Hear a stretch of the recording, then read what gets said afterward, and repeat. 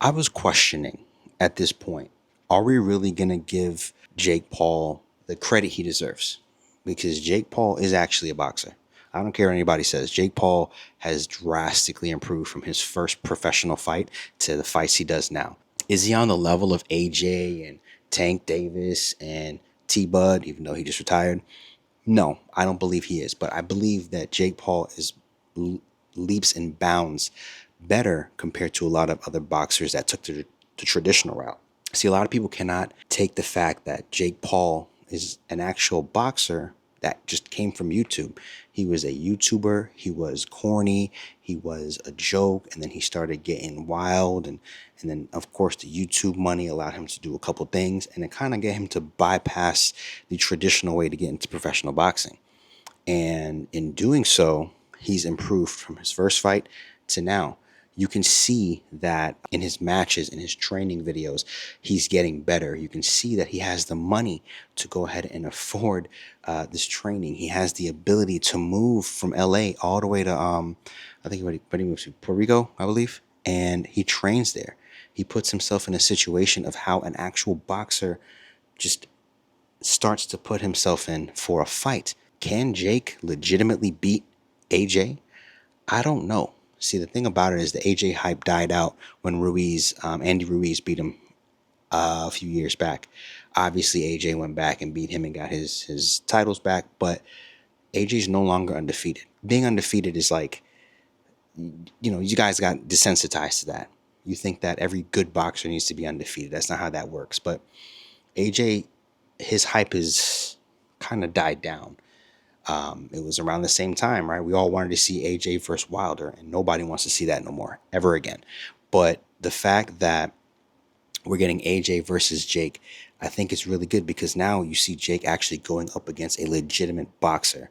I was looking forward to Tank Davis because he's a legitimate boxer, but the weight difference was way off. The length, the height, everything was way off. Now Jake is actually fighting a giant, right? This is a David and Goliath type of fight. And in my opinion, I got to give it to Jake in terms of getting to this point. Jake is above a lot of other boxers. He's able to train, whereas other boxers have actual lives and day jobs that they have to do and then go and box and then go back to their life. No, Jake can commit 100% to boxing.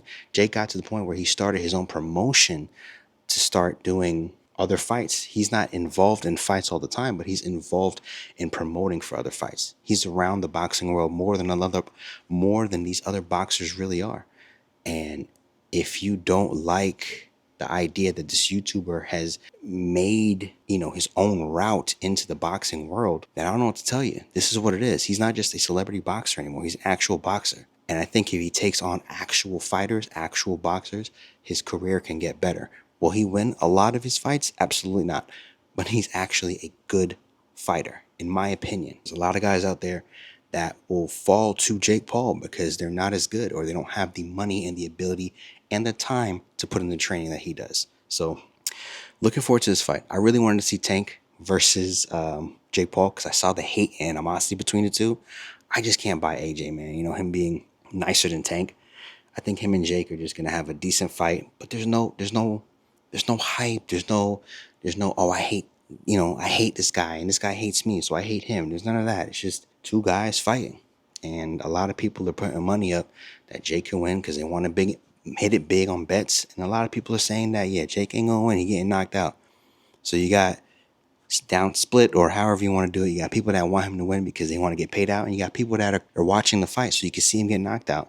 Either way, Jake wins because I think he's walking away with $250 plus million off this fight.